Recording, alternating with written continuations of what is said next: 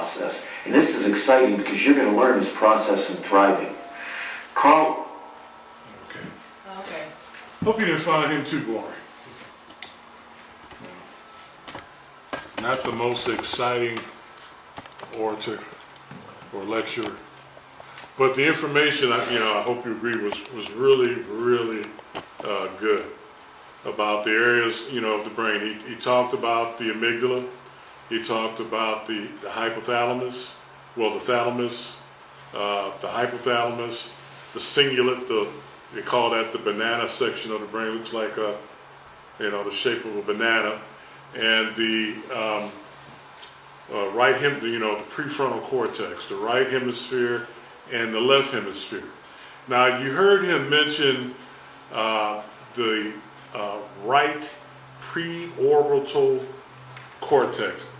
They describe that area as being right behind your right eye. What's really important about this area is that if it is developed fully, it allows the development of other areas of the brain. If it is not developed properly, other areas of the brain do not follow suit and fully develop and become fully activated. And this area is stimulated when as you saw him talking about, when you see an individual and they see you, if they're happy to see me and I'm happy to see them, we exchange these facial cues, and it sets off the neurochemical transmitters, which just send dopamine and in the right amounts throughout the brain. Hey, this is great. Anil is here. Wonderful. Kevin is here. Hey, it's going to be a good time now. And we show that we're happy to see one another. And on that level one of attachment, that's a nice, healthy relationship. We're getting together for a meetup group or to do some Tai Chi or maybe to go bowling or, whatever hunting, whatever the activity is that we like to do. And those are, healthy relationships. But when we go to drugs, or what he calls beeps, to do that, when we use alcohol, and you've heard him mention ice cream, either alcohol or cocaine or heroin or food in excess, or pornography, or other things like that, or sex, then the attachment center is now hijacked, and now we start getting into addiction. And it's kind of a shot of heroin in the arm is pretty potent, right? It's a pretty potent drug, or methamphetamine or whatever, real potent drug. And when you're used to that type of a stimulation, when I see Kevin, how does Kevin compete with a shot of, methamphetamine? How do I compete with a shot of methamphetamine or heroin? No, you say the heck with Vince and Kevin now. You got to go get the heroin or the methamphetamine. No, you're no longer seeking the help. You don't even care about relationships anymore. Drug addicts, they'll do anything to anyone to get the money for that next hit. They rob from their mothers. Do they care about the relationship between them and their mother, or their father, or their brother, or sister, or friend at that point? No. In order to feel good, in order to have a happy experience, they now must resort to that drug. I used to really, back when the show first came out, I used to really like Cheers. Everybody seen that show, Cheers? And the reason why I liked it, because how did they start off every episode? Norm, happy. Exactly, Norm or Happy. When Norm would come in, everybody, hi Norm! That's why Norm came in, because everybody was so happy to see him. You know, or if what was Howie was the mailman? Hi, how you know, everybody hi, how or Cliff. Yeah, Cliff. Thank you. Cliffy. Okay. Hi, Cliffy. You know, or whatever. Everybody was, you know, and then the song even. You know, sometimes you want to go where everybody knows your name. And that song used to just, I used to say to myself, I don't like drinking. I don't drink, but I want to go someplace where everybody knows my name. Did you ever feel like that? I mean, I used to feel like that.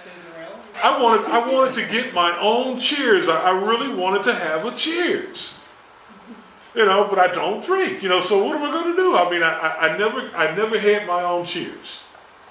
You know, it never really happened, you know, but I wanted it because the song and everything just sounded great.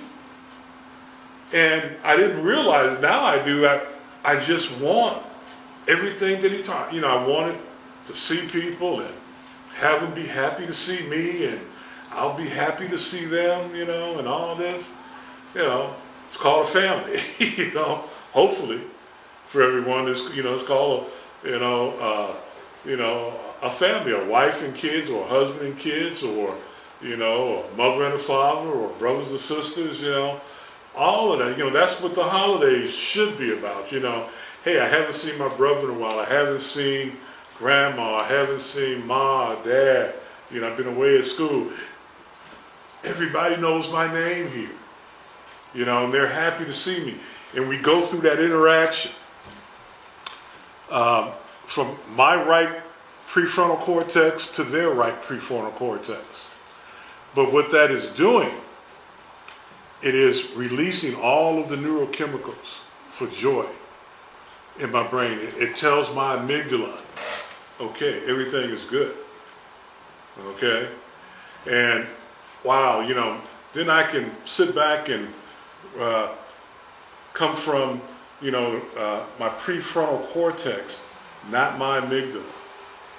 You know, I feel a good emotion, and that good emotion writes down that memory in the left prefrontal cortex, and I can come from the left prefrontal cortex and This is gonna die. okay, and you know, relate to everyone at the Thanksgiving dinner table, or wherever it is, you know, we're having a picnic, or if it's friends or whatever, having a get together. And we're in relationship with one another. And the amygdala is nice and calm. It's not sending out any distress messages, you know, to the hypothalamus. The hypothalamus is not sending any distress messages to the adrenal glands or the other glands that it regulates, and you know, which is good for my health, because when the amygdala is sending out those alert messages, that's when the body gets diseased. That causes cancer. That causes heart attacks. That causes diabetes over a period of time, because those, you know, adrenaline and cortisone are actually poisons. They're only meant to be released into the body in severe circumstances, which should only be happening very rarely, you know, unless you're a soldier in the Army. That's why many of our veterans are coming back with a lot of problems, you know, because for the last 3 years or 4 years that they were in service, they were in fight or flight all the time at a very, very high level. And the body's just not made to do that. We just don't do it very well and recover from it without a lot of help.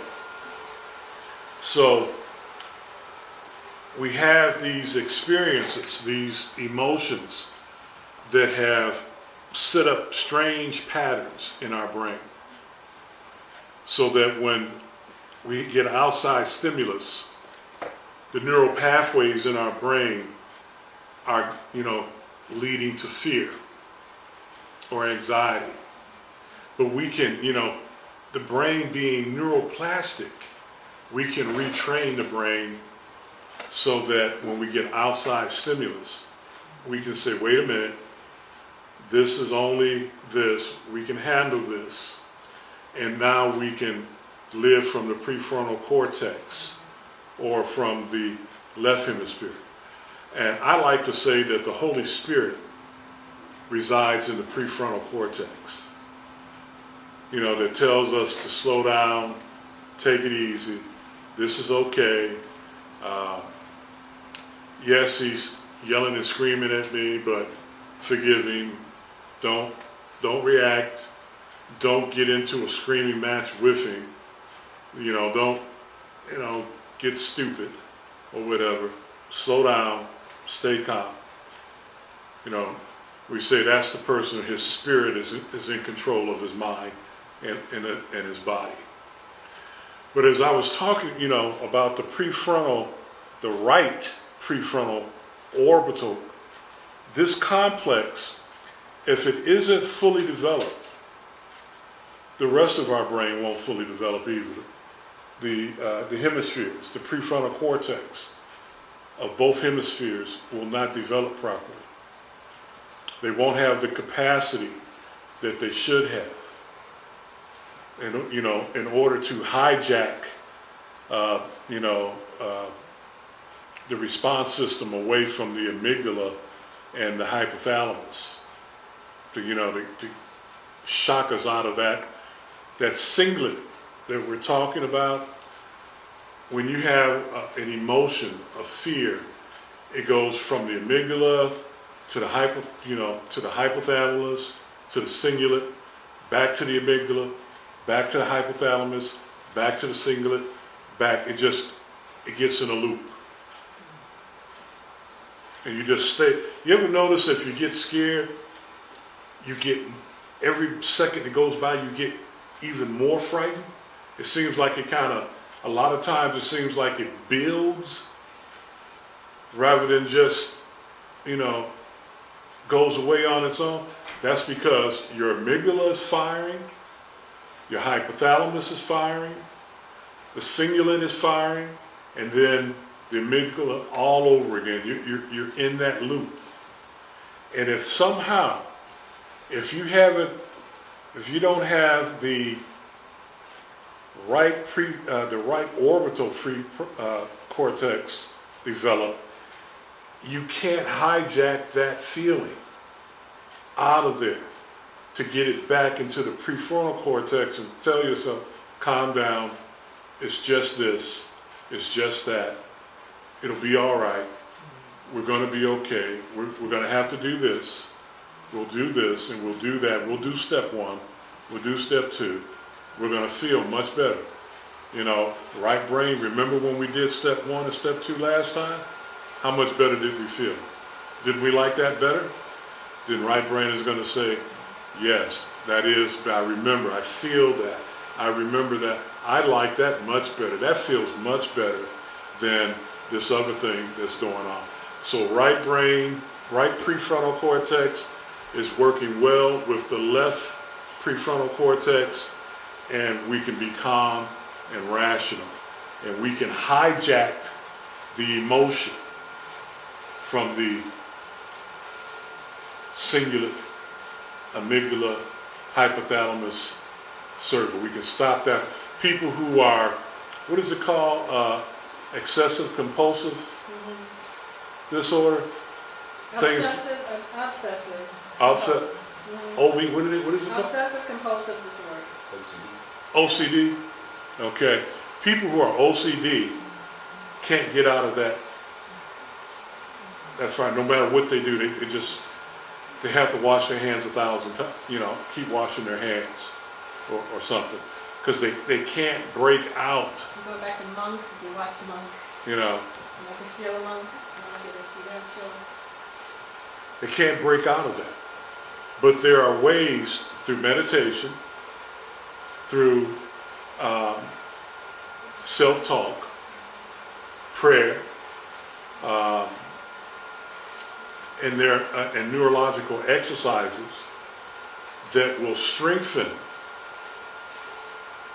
the neural pathways that lead to joy and calmness, and allow the neural pathways that lead to anxiety and fear to, to die off, to entropy. We make the ones to joy, strong and vigorous, and the ones to fear and anxiety, we let them kind of get feeble. We don't exercise them as much, so that we can have, the proper thoughts. And that's how neuroplasticity can actually change your brain. It's not about just talking yourself into something. It's not that I'm trying to talk myself into being calm and rational. I'm actually going to change my brain so that the automatic response is to be calm and rational instead of reactive and emotional and fearful. We can actually change our brain, and hopefully that's what we're going to be, discussing, in the meetups that we do every week, is talk about ways and experiences of retraining our brain. Hopefully by coming here on Monday nights, we are all going to wind up with new brains. Brains that are calm, brains that are rational. We're not talking about no emotion, but just being in control of the emotions to some degree. There's a time to cry, there's a time to laugh. Sometimes crying is good for us. But then it comes a time when we need to stop, and we need to come back to some type of an equilibrium.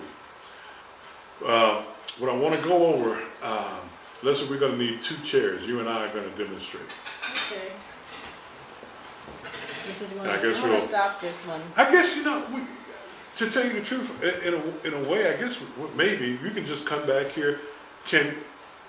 If you step back here behind the desk with me, will you be on camera? I mean, Okay, maybe I can zoom out. you have to zoom out a little bit on both of them? Yeah. Okay.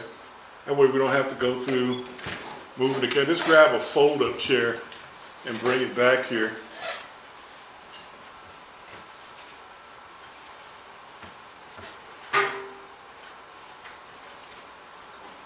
Like I said, this is a great exercise for any loved one or any couple.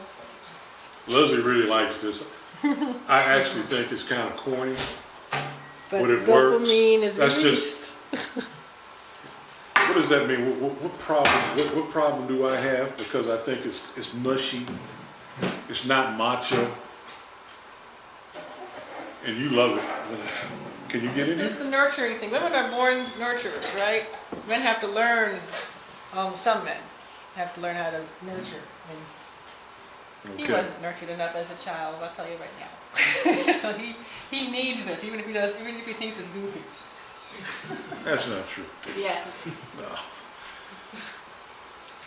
This area of the brain, the right prefrontal orbital, complex, it's developed between the mother and the baby.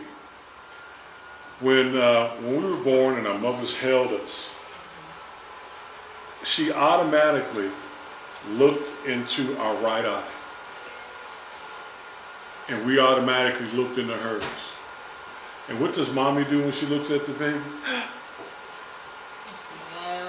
Smiles, hi, peekaboo, hi, peekaboo, and, mommy's always looking at the baby, and the baby's looking back at mommy's face and everything. And, studies have shown that, babies and kids, they prefer the voice, of mommy or of a woman, as opposed to, hi, I'm your father. Like Luke, Darth Vader. Darth Vader, I'm your father. Okay, they prefer, hi, this is mommy. They like that. I don't, want to hear about Darth Vader right now. And those, primarily, it's a visual cue. and it stimulates the right prefrontal orbital complex. It stimulates it, and it makes it grow. And when it gets stimulated and it grows, it sets off, releases neurochemicals that make other areas of the brain grow. So it's essential for the growth of the baby's brain to have that type of stimulation from mommy, okay, on a regular basis, in order for the brain, to grow properly. I mean, physically grow and develop.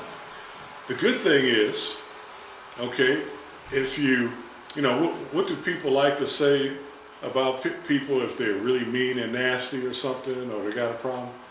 They say, oh, he wasn't breastfed as a baby, was he? It's funny. It's funny in our humor. In our humor, we get it exactly correct. It's funny that we can get. It's not so much the breastfeeding, is that as the baby is breastfeeding, mommy is looking at the baby and smiling and talking to the baby and making those faces and everything. It's more because of that visual stimulation than it is just the breastfeeding, is helping also, bringing, the child close to your chest and everything.